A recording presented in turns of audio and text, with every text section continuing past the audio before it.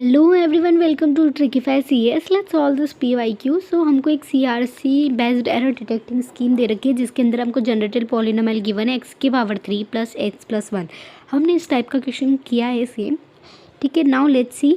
और एक message bit हमको दे रखी है 11000 और हमको चेक बिट्स निकालनी है, यानी हमको रिमाइंडर बिट्स निकालनी है C2 C1 C0 की वैल्यू।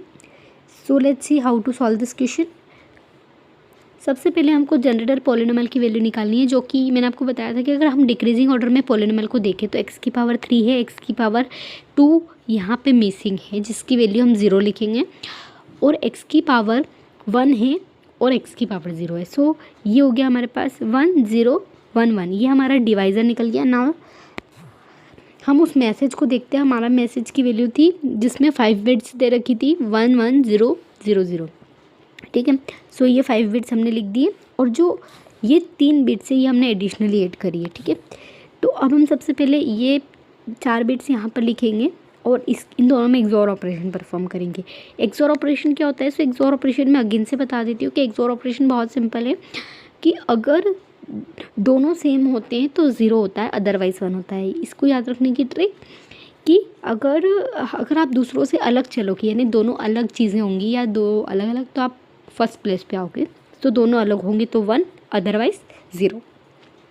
सो 1 1 सेम है, दैट्स वाई 0, एंड सो तीनों अलग अलग है, सो इसलिए 1 1 1, ठीक है।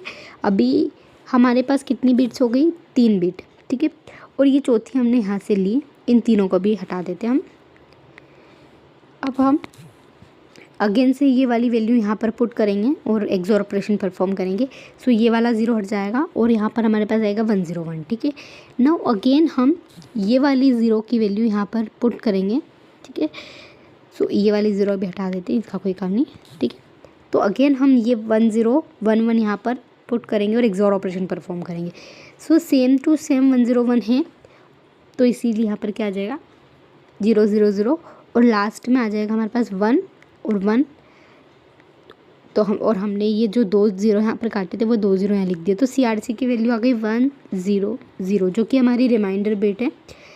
सो इसका करेक्ट आंसर है option number C is the correct answer, क्योंकि हमारी रिमाइंडर बिट आई है 100।